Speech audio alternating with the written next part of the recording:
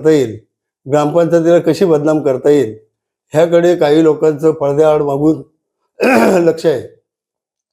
पण जर तो म्हणत असेल भ्रष्टाचार केलाय, तर त्यांनी मला दाखवून द्यावा ना की मी भ्रष्टाचार केलाय.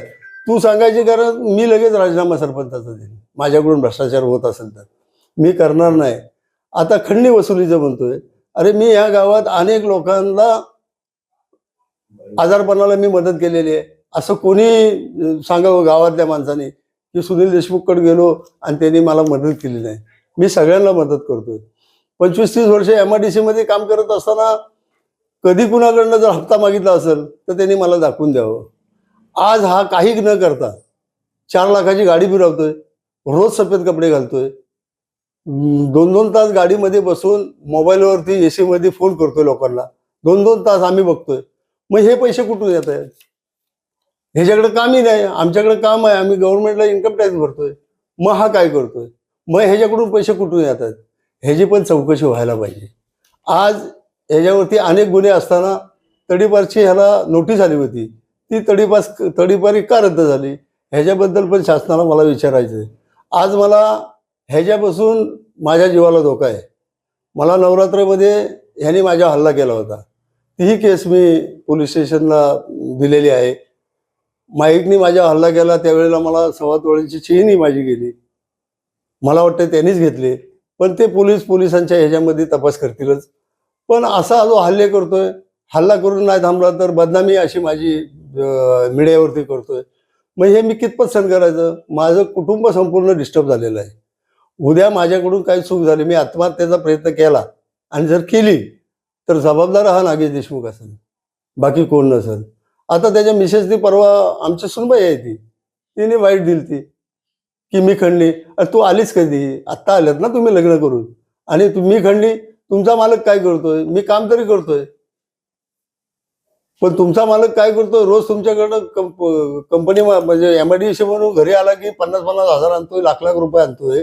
ते पैसे येतात कुठून? त्यांना कधी विचारा ना. आणि त्यांचे गुन्हे किती दाखल आहेत? आणि मी काय केलं? माझ्या एक तरी गुन्हा आहे का? आणि जर मी खंडणीखोर असतो, मी हप्तेखोर असतो तर माझे गुन्हे दाखल झाले असते. तुमच्या मालकावर गुन्हे किती दाखल आहेत बघा. आणि नंतर तुम्ही दुसऱ्याचा, मी तुमचा सासरा आहे, मग विचार करा की सासराच चुकतोय की आपला मालक चुकतोय. म्हणून माझी सर्वांना विनंती आहे. आज त्यांनी मला अख्ख्या महाराष्ट्रात बदनाम केलाय. कारण काय? फक्त एक भंगार आहे, माझा व्यवसाय. त्या आमच्या सुनबाई बोलल्या आम्हाला आमचा व्यवसाय द्या. मी काही MIDCचा मालक नाही ना तुम्हाला व्यवसाय द्यायला. मी तुम्हाला तिघांना 3 पत्र दिलती, त्याच्यामध्ये ह्याच गावचे ते सुपुत्र आहेत दोन्ही. त्यांचं काम झालं, तुमचं का होत नाही? तुम्ही कंपनीला विचारा. आज तुमच्यावर जर गुन्हे दाखल असतील आणि गुन्हेगाराला जर कंपनी घेत नसेल तर जबाबदार मी नाही ना. मी माझं काम केलंय, मी कमिटीकडून त्याला पत्र दिलंय, मी ग्रामपंचायतीकडनं पण त्याला पत्र दिलंय की त्याला भंगार द्यावा. आता जिथं जिथं त्याचं काम चालू आहे तिथं तिथं जर का हे गेले आमचे लोक, तर काय मी पाठवले का त्यांना?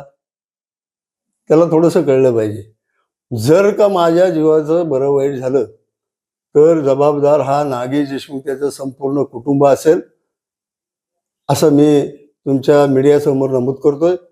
आणि त्याला तडीपार का झाली नाही ते मी विचारणा शासनाला करीलच. आणि त्याच्यावरती मी स्वतः उपोषणाला गावाला घेऊन बसेल की असं का होतंय. जर एवढे गुन्हे होऊन सुद्धा जर त्याला तडीपारी होत नसेल तर मग नक्की काय होतंय. म्हणून मी शासनाला विनंती करतो की आपण ह्याच्यामध्ये लक्ष घालून माझ्या कुटुंबाला शासनाकडून मदत व्हावी अशी मी तुम्हाला विनंती करतो. आणि मी इथं थांबतो. लवकरात लवकर याच्या अगोदर तक्रार देखील झाली आणि आपण दोघेही पोलीस स्टेशनला गेला होता. तो नेमका विषय काय घडला होता? त्यावेळेला हा विषय भंगारचाच होता. त्यावेळेला आमची कमिटी, आम्ही त्याला घेऊन बसलो. तो कमिटी मेंबरच होता आमच्याबरोबर. त्याला घेऊन आम्ही बसलो की 70% आमच्या लोकांना द्यायचं, 30% त्याला द्यायचं. आम्ही असं लिहून पण दिलं कंपनीला. आणि जर कंपनी देत नसेल, त्याचं चारित्र्य जर का असे भानगडीचं असेल, मारामारीचं असेल, आणि कंपनीने जर नाही दिलं तर आम्ही काय करू शकतो? आम्ही त्या कंपनीचे मालक नाही ना. आम्ही आमचं पत्र देऊ शकतो, आम्ही तुझ्याबरोबर येऊ शकतो. पण ज्या माणसाला काम द्यायचं तो माणूस जर लाईक नसेल तर त्याला जबाबदार कमिटीही नाही आणि सरपंचही नाही आणि बॉडीही नाही असं मला वाटतंय. म्हणून त्याचं त्याने स्वतः बघावं.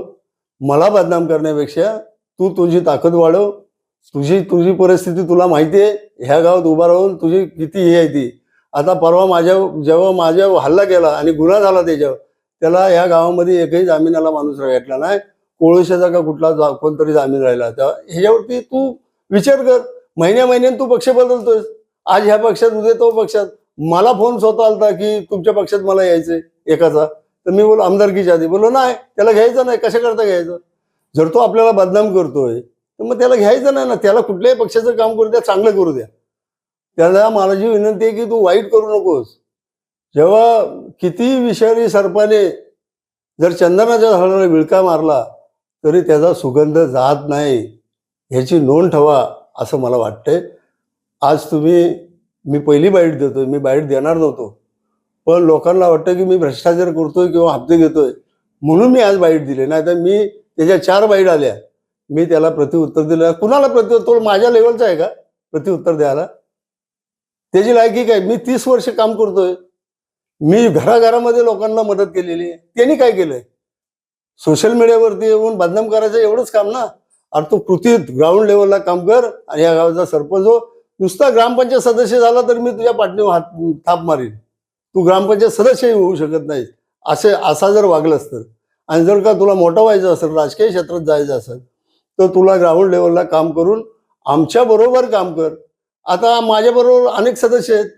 ही माझी वाटतं 3री टीम आहे की मी त्यांच्याबरोबर आहे. तुम्ही काम चांगलं केलं की निवडून याल. तुम्ही मीडियावरती एखाद्याला बदनाम कराल तर कृपया हे असं न करता तुम्ही लोकांची कामं करा किंवा हप्ते घेतोय म्हणून मी आज बाईट दिली. नाही तर मी त्याच्या 4 बाईट आल्या, मी त्याला प्रत्युत्तर दिलं. कुणाला प्रत्युत्तर? माझ्या लेवलचा आहे का प्रत्युत्तर द्यायला? त्याची लायकी काय? मी 30 वर्ष काम करतोय. मी घराघरामध्ये लोकांना मदत केलेली आहे. त्यांनी काय केलंय? सोशल मीडियावरती येऊन बदनाम करायचं एवढंच काम ना. अरे तू कृतीत ग्राउंड लेवलला काम कर. आणि या गावाचा सरपंच हो. नुसता ग्रामपंचायत सदस्य झाला तर मी तुझ्या पाठीवर थाप मारीन. तू ग्रामपंचायत सदस्यही होऊ शकत नाही असा जर वागलंस तर. आणि जर का तुला मोठं व्हायचं असेल, राजकीय क्षेत्रात जायचं असेल, तर तुला ग्राउंड लेवलला काम करून आमच्या बरोबर काम कर. आता माझ्याबरोबर अनेक सदस्य आहेत. ही माझी वाटतं 3री टीम आहे की मी त्यांच्याबरोबर आहे. तुम्ही काम चांगलं केलं की निवडून याल. तुम्ही मीडियावरती एखाद्याला बदनाम कराल तर कृपया हे असं न करता तुम्ही लोकांची कामं करा, लोकांची सेवा करा. आज तो म्हणतो की गावातले भूमिपुत्रांना काम पाहिजे. आमचं पण तेच मत आहे ना. तू आत्ता आलायस. MIDC मध्ये किती भूमिपुत्र आम्ही लावलेले आहेत. माझ्या डोक्यावर केस नाही एवढे लोकांना मी कामाला लावलेत. म्हणजे आम्ही काय गावाच्या विरोधात आहे का? भूमिपुत्रांच्या विरोधात आहे का? आज कंपनी चालू नाही झाली, पुढच्या महिन्यात चालू होते. आज 10 लोक त्यांनी घेतलेत. अनेक कॉन्ट्रॅक्टर आमचे घेतलेत आणि घेईल ना कंपनी. पण तुमचं कॅरेक्टर चांगलं असेल तरच कंपनी घेईल. तर कॅरेक्टर वाईट असेल तर ती कंपनी घेणार नाही. ह्याचा अर्थ असं नाही की सरपंच विरोध करतोय किंवा कमिटी विरोध करते. तुम्ही तुमच्या स्वतःमध्ये शोधा पहिलं. तुम्ही काय आहात, कसे आहात, आणि नंतर दुसऱ्यावर आरोप करा. माझी एवढीच विनंती आहे. माझ्या जीवाला किंवा कुटुंबाला धोका झाला तर जबाबदार नागेश देशमुख याचं कुटुंब असेल असं मी नमूद करतो आणि मी इथं थांबतोय. जय टूर्स अँड ट्रॅव्हल्स विश्वातील एक विश्वसनीय नाव मँगो हॉलिडेज घेऊन आले आहेत धम्माल फॉरेन टूर्स खास तुमच्यासाठी. एक्झॉटिक युरोप 17 रात्री 18 दिवस, साऊथ आफ्रिकन सफारी 9 रात्री 10 दिवस, नॉर्दर्न लाईट्स 8 रात्री 9 दिवस, दुबई अबुधाबी 5 रात्री 6 दिवस, व्हिएतनाम कंबोडिया 8 रात्री 9 दिवस. तर आजच आपली सीट बुक करा आणि आपल्या फॉरेन टूर्स मेमोरेबल करा. मँगो हॉलिडेज म्हणजेच अविस्मरणीय सहलीचा अनुभव. मँगो हॉलिडेज, 4था मजला, स्वोजस कॅपिटल अतिथी रेस्टॉरंटच्या वर, लॉ कॉलेज रस्ता, पुणे 4. संपर्क पुणे 83 839 505 किंवा 80 80 81 74 54. मुंबई 83 839 503 किंवा 96 53 18 74 78.